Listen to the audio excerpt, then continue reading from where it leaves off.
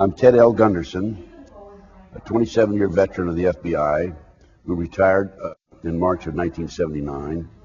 At the time of my retirement, I was the senior special agent in charge of the FBI Los Angeles Division with more than 700 personnel under my command and a budget of $22.5 million. I was an agent on the street for 9.5 years, and then I advanced administratively. I was a supervisor, and then I was number 2 man in Connecticut and Philadelphia, and assistant special agent in charge was the title. And then I became a chief inspector, and then I was the agent in charge in Memphis, Dallas, and the senior special agent in charge in Los Angeles, because I had 3 other special agents in charge under me and 24 supervisors under them. I have information chiseled in stone, documented, that the FBI had advanced knowledge about 911 and did nothing to prevent this from occurring. And this is atrocious. It's unbelievable, having been a former FBI agent myself. And it's very obvious that this whole thing is being orchestrated by the powers that be at the highest level of our government, and I want the world to know about it. The minute I saw the planes fly in to the tower on television, live as a matter of fact, the question I had in my mind was, there is no way, absolutely no way, that somebody could skyjack 4 planes, 20 people, skyjack 4 planes, in this case 19 individuals, and our government would not know about it in advance. We have, the U.S. government, the most advanced intelligence techniques of anybody in the world, and you'll never convince me we didn't have advanced knowledge about what was going on. We saw the airplanes go in, and it's also a question about whether they're remotely controlled. I don't know about that. I hate to comment on something where I have no documentation, but there's much more to this story than has come out so far. You will never in a million years convince me that those buildings, those towers, collapsed because those planes hit them. I'm confident that they were imploded. As a matter of fact, there were seismograph readings they think from the basement, 2 of them, about the time that the buildings collapsed. There were also molten steel that was in the basement, which is a very high temperature for melting steel, and those planes hit above the 80th floor, so there's no way that airplane fuel could have dropped down that low. Also, there were fires that burned in the basement for some 100 days afterwards. So there's some implication. There's some finagling, there's some maneuvering, as far as I'm concerned, and there are many, many more people involved in this than these so-called skyjackers and terrorists. The anti-terrorism legislation was written back in the middle 1980s under the George Bush Sr. administration. A female Department of Justice attorney, who was one of the authors, made the statement publicly, before this passes Congress, people have to be killed. Now, if we fast forward to a World Trade Center car bombing in February 1993, at that time, the FBI had a 43-year-old former Egyptian army officer as an informant who was in with the terrorists. He was commissioned by the terrorists to put the bomb together.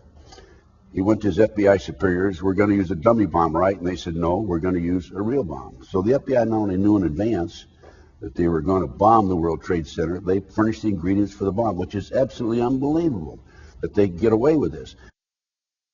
What's unbelievable about it is this was actually printed in the New York Times on October 28, 1993. But they got away with it. And if I was a congressman or senator, I would demand an investigation. Why would the FBI furnish the ingredients for the bomb that brought down or that had damaged the World Trade Center in February 1993?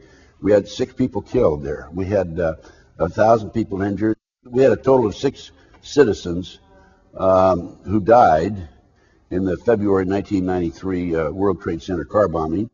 We had $1,000 worth of 1,000 individuals were injured. We had $500,000 in damage.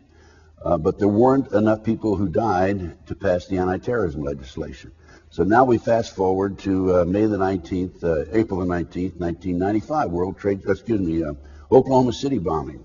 We had 169 people who died, probably 169 because there was one leg they never did identify. And a year later, the anti-terrorism legislation passed. Now, it wasn't tough enough. I can't prove that there were explosives that were placed in the World Trade Center in the 9/11 situation. However, from what I've seen, an expert on implosions from Albuquerque, New Mexico, who worked for the government under government contract, stated immediately afterwards that the buildings were imploded. And then he retracted his statement and said, well, maybe they were, maybe they weren't. Basically, now he's saying that they weren't imploded. But other experts who have looked at the pictures say that the buildings were imploded. I think that in order to implode those buildings, there had to be implications, government implications or involvement in placing these charges. I mean, that was a tremendous project. I mean, I don't know how many people would be involved in that. Going back to Oklahoma City, an inside investigator told me there were at least 11 other people involved in the Oklahoma City bombing. Now, if you have 11 other people involved in Oklahoma City, you're going to have 3 or 4 times that involved in the World Trade Center situation.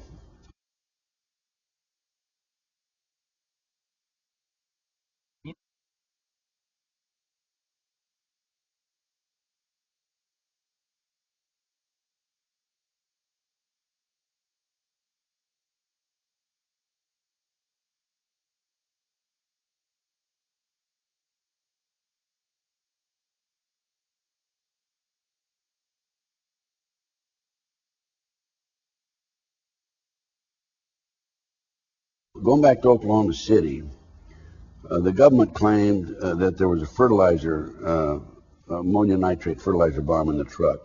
Initially, it came out, I think, with 1,500 pounds, and then it's 2,500 pounds. And in the end, they said 4,800 pounds. A fertilizer bomb explodes in 360-degree, but there's no question about it. The bomb that was in that truck was a directional bomb. Now, there was a bomb called electrohydrodynamic gaseous fuel device that was developed in the early 1980s, highly classified. It was developed by Hercules Manufacturing in Silicon Valley, California. At the time of the first explosion in the experiment in Area 51, 2 technicians died because they underestimated the power and the strength of this bomb. My main informant, Michael Riconosciuto, whose firm, Hercules Manufacturing, actually developed this bomb. Michael was with the agency for years, as was his father, Marshall, told me that the bomb, the truck bomb in Oklahoma City, was this electrohydrodynamic gaseous fuel device. We call it a pineapple bomb because it's the size of a pineapple, but very, very powerful. And then what I think happened in Oklahoma City is that we had the pineapple bomb go off, and then 9 seconds later we had a conventional bomb go off on the inside. With regard to this proceeding, basically there are 4 elements that I have to receive information regarding.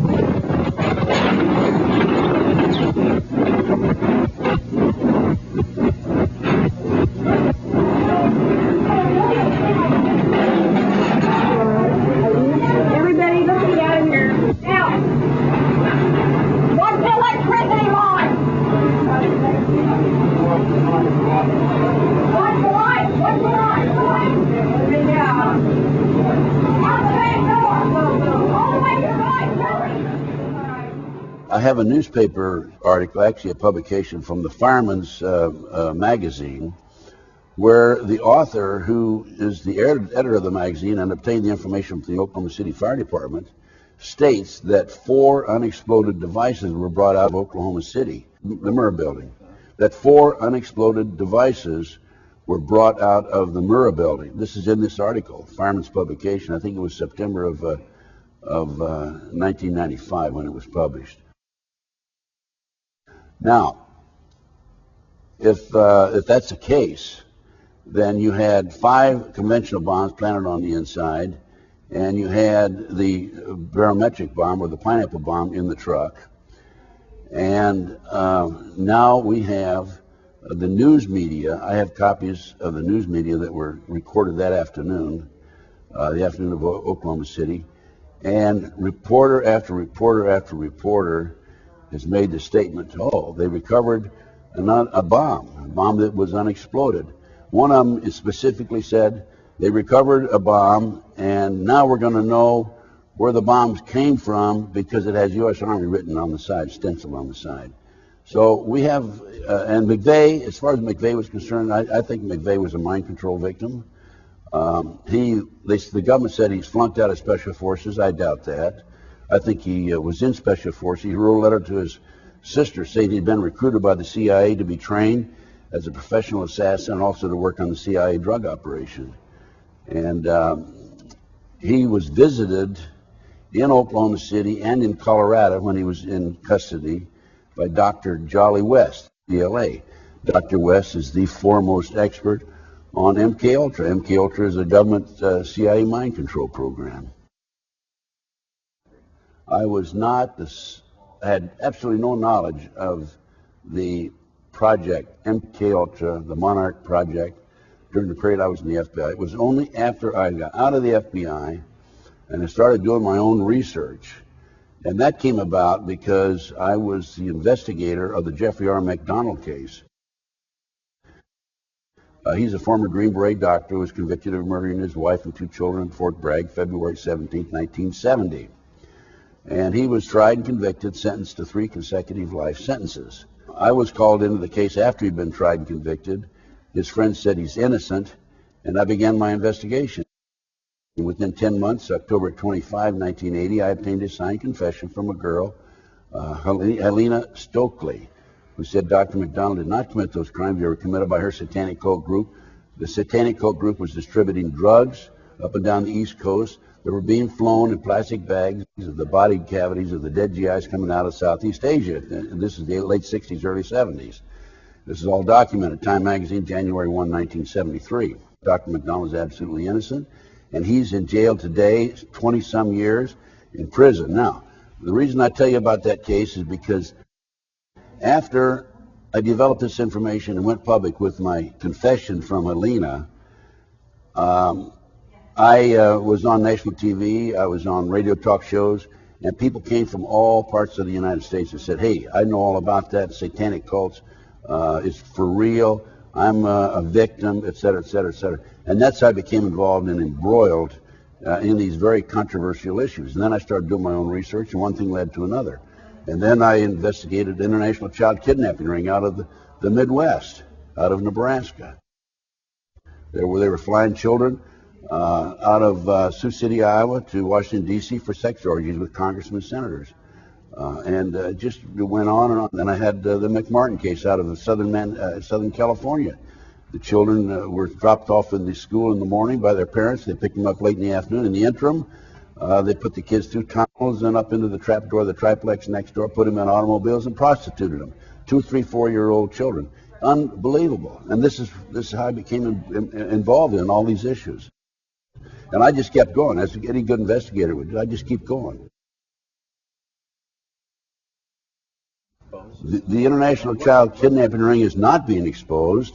I have personally given my documentation to the FBI on at least 6 or 8 occasions, and I have been ignored because it's a covert CIA child kidnapping operation that's been active since the early 1960s. What's happening here is these children are being flown, or were in the past in the 1980s, out of Sioux City, Iowa, to Washington, D.C. for these sex orgies for the purpose of blackmailing the congressmen, of compromising them. And, of course, hey, there's a bill that's going to be passed on Monday, and then I can come around to you and say, Congressman, you remember when you were with that little boy, that little girl last Friday? Okay, you better vote this way. That's exactly what's happening. It's called blackmail. This is a CIA covert operation. It's called the Finders out of Washington, D.C. And they're involved in kidnapping and international trafficking of children around the world. And I had, in my day, in the 80s, I had one of the kids who was actually part of the kidnapping team. When he was 10, 11, 12 years old, they would put him out as a decoy in the parks or shopping malls and so forth, and to attract the kids his age over near the car. And then the adults would grab the children and be off with them. One little kid was a 12-year-old newspaper boy named Johnny Gosh out of West Des Moines, Iowa. Johnny Gosh was kidnapped, and back in 1982, He was taken in, used as a sex slave. Later, he and another kid escaped. They stole a car and escaped, and Johnny Gosch is in hiding right today, by the way.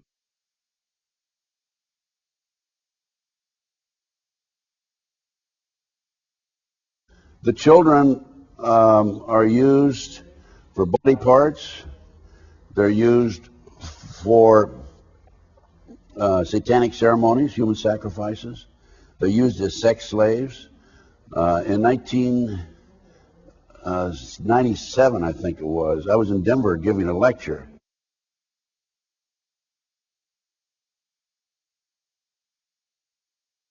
I had a tip from an airline employee that 210 children flew out of Denver to New York and then on to Paris, France.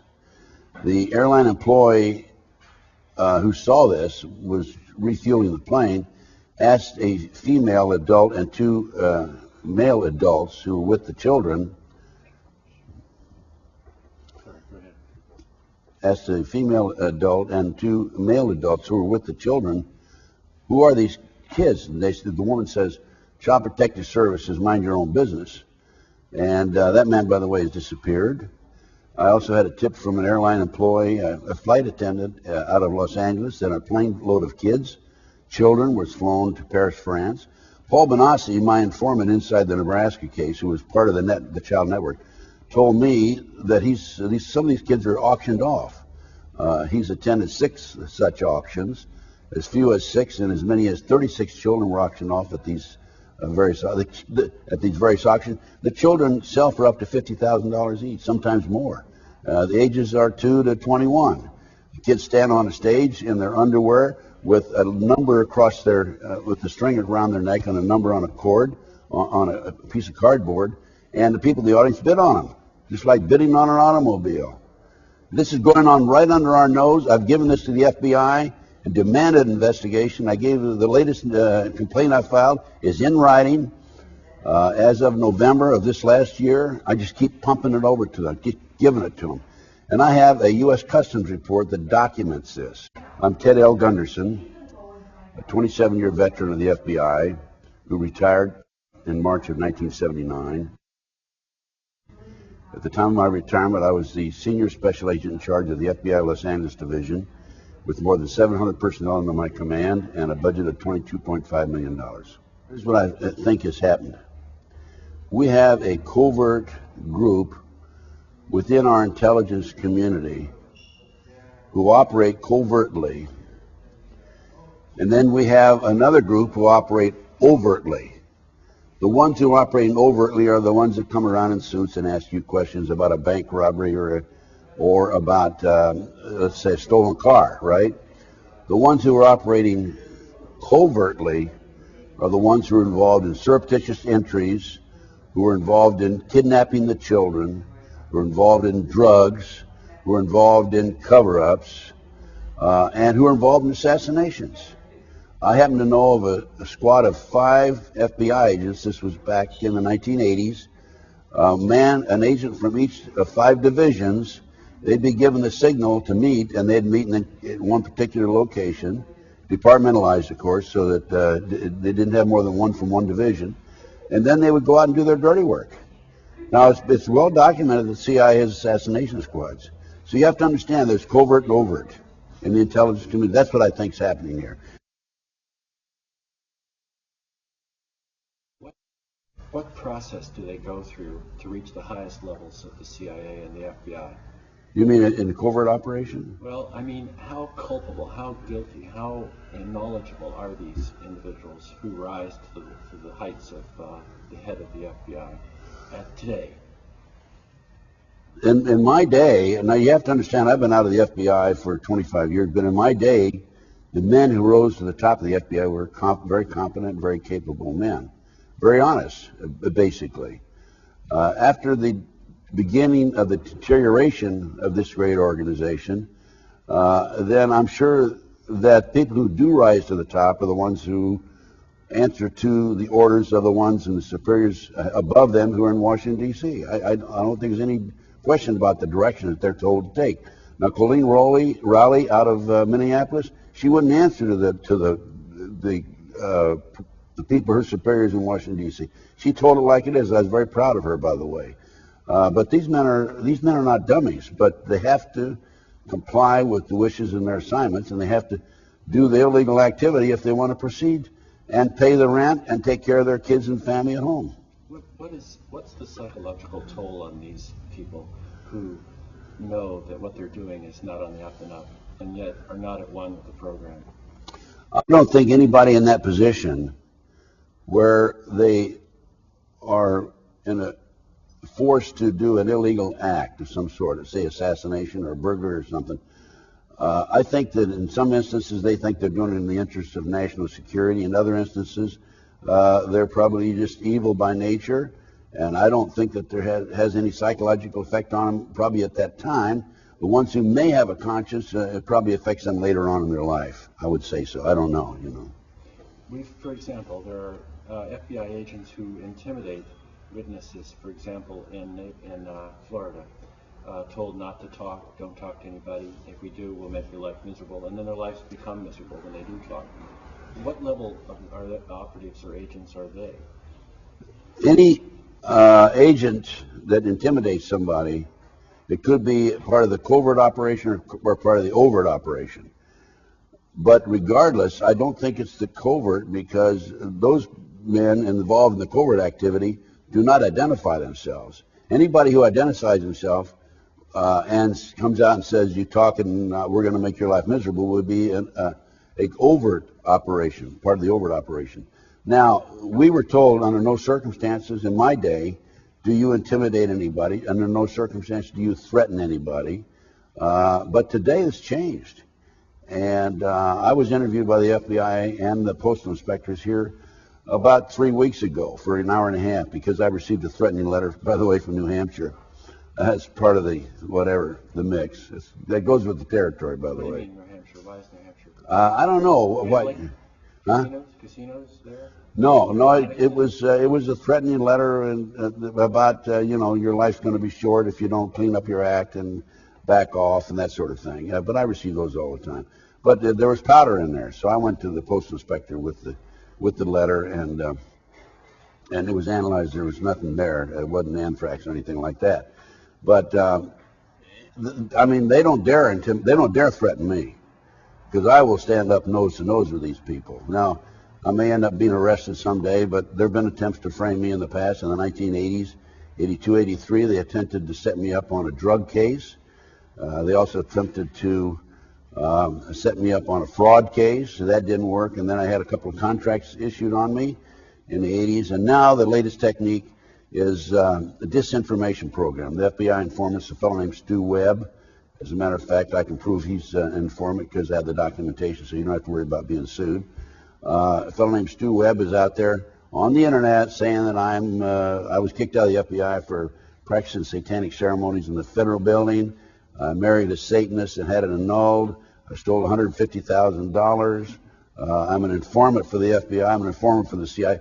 These are outlandish lies. But that's the technique that they're using now to try. They couldn't kill me. They couldn't prosecute me. And I'm not underestimating that they might not do it in the future. But they failed in those areas, so now they're coming after me with lies and deceit. And that could be on the part of probably the overt operations of the FBI. When was the change? When was the change that came about that changed the direction of the FBI? Well, I think it started changing after J. Edgar Hoover died. Clarence Kelly, it didn't change that much under Clarence Kelly. It started, they changed their qualifications for applicants probably when Judge Webster was in, or maybe when Clarence Kelly was in. And then we had a series of directors who were a catastrophe. One in particular was Louis Freeh. He was absolutely the worst director that you could pick, former judge and former FBI agent. And now, of course, Mr. Mueller, I don't know anything about him, but he has to be one of the boys to go along with what's happening in Washington, D.C., and to allow this to happen, where, we have skyjackings. Hey, 4 airplanes are skyjacking. We didn't know about it in advance? Come on, give me a break. My understanding, largely from I think Sampson's book on the FBI, you're probably familiar with it. I think it's the Sampson. In any case, that Hoover, and I just want to clarify this for my own self largely.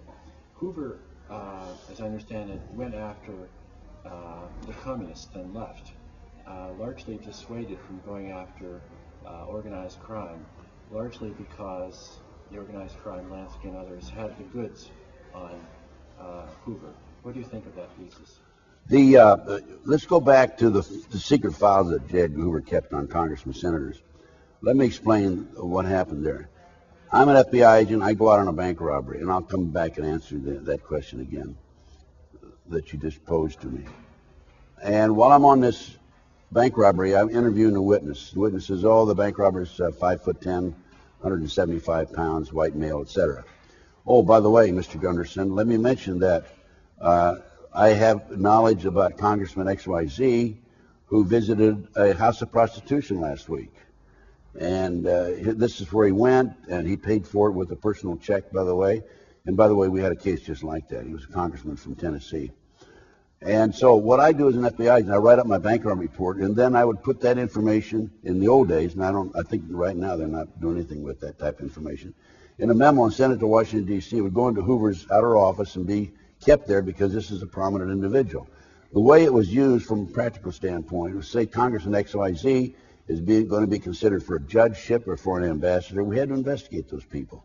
Then we would conduct an investigation. Otherwise, the information just lay dormant in Mr. Hoover's outer office. We couldn't get our hands on it. We had to go through Ms. Gandy to get the information. So that's the practical side of those files. But I'd like to also mention that in the old days under J. Edgar Hoover, when he had the quote goods on congressmen and senators, we didn't have the corruption then that we do have today. COINTELPRO. Oh. COINTELPRO operated during Hoover's reign, and that was a political operation. COINTELPRO, I'm telling you right now, I have to confess, I was actively involved in COINTELPRO against the Black Panthers in the 1960s in New Haven, Connecticut. It was a very effective program, but it's basically the same thing that they're doing now, or they don't have a name for it now, where they put out disinformation. And it's gone all the way around the horn with me. I was one of the persons who was active in COINTELPRO in the 60s. Now I'm one of the individuals who is on the receiving end of COINTELPRO. So I kind of have to laugh about that. Yes, COINTELPRO was an operation that was established by William C. Sullivan. I'd say he's probably the main person behind it. And it was a form of disinformation and corruption.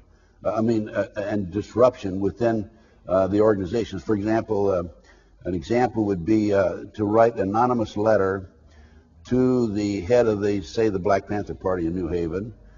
And in that letter, we would say, hey, your Secretary Treasurer is stealing from the funds. And then write an anonymous letter to the Secretary Treasurer, say, hey, the chairman of the Black Panther Party is having an affair with your wife. And that would cause disruption within the ranks, yes. It was very effective. It was good. From the standpoint of neutralizing sources and causing problems from within. But it got much more serious in Chicago, for example, with Fred Hampton, didn't it? Well, Hampton was murdered, virtually murdered by the Chicago Police Department. I've been told that FBI agents were there, but I was told on the contrary, there were no FBI agents present when Hampton was shot. But he was murdered by Chicago police. They just burst in the room, as I understand it, just blew him away. So that wouldn't be COINTELPRO. That would just be murder.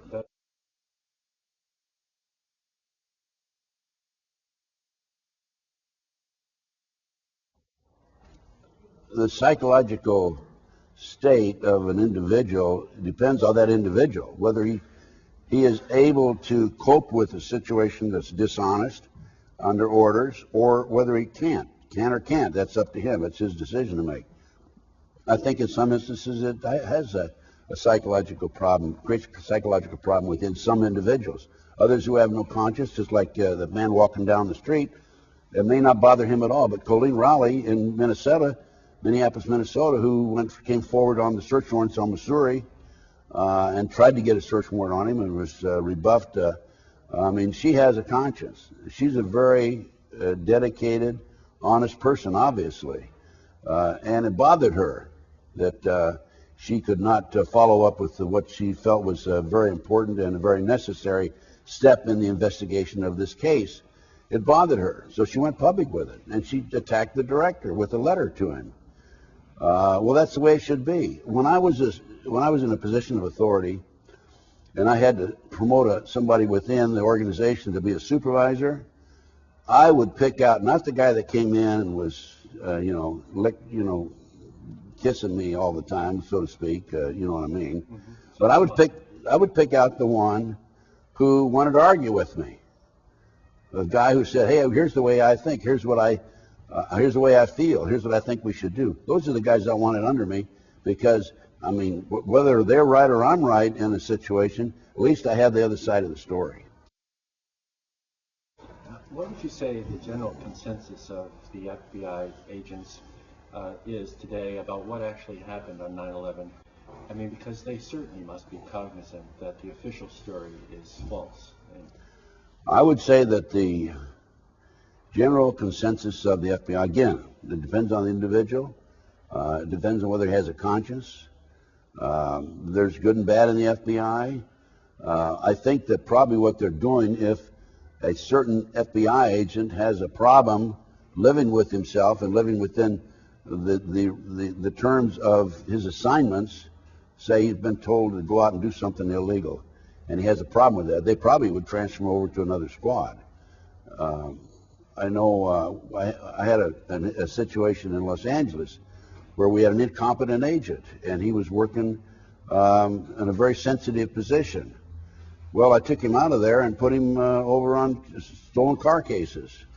If I have a man that's an excellent shot with a gun, and he's a lousy investigator, I put him on the firearms range and instruct him on the firearm. That's the key to being successful at the top administrative level of any organization. So I think it depends on the individual. What would you say the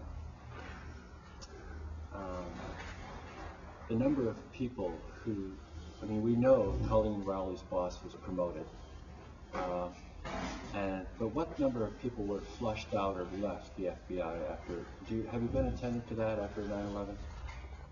I understand that after 9/11, there are a number of FBI agents in the ranks who are very displeased with what's happening in our country today, who are aware of the maneuvering and the manipulation of the FBI in Oklahoma City, this deplorable situation in Waco, Ruby Ridge, men with a conscience, and now we have 9/11.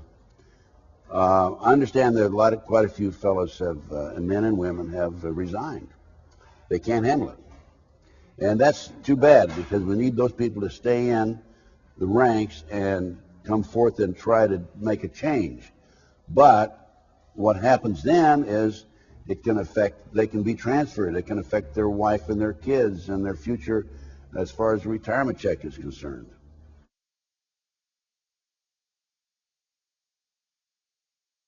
So, in effect, the FBI just gets worse and worse as the better people are flushed out or leave. In effect, what happens is that the good guys, end of quote, leave the organization, and the more people of less ability, maybe evil, psychologically defunct individuals will come in. And so then we have the organization further deteriorates.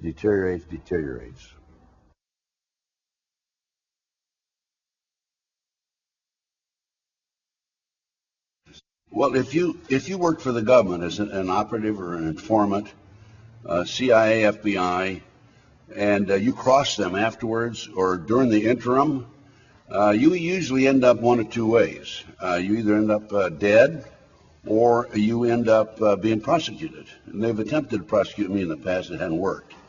In my case, I'm very fortunate because I have no first-hand knowledge. So everything I do as a researcher, as an investigator, is hearsay information. So that's probably one of the reasons that I have it's an average insurance policy, so to speak. I'm Ted L. Gunderson. a 27-year veteran of the FBI who retired in March of 1979.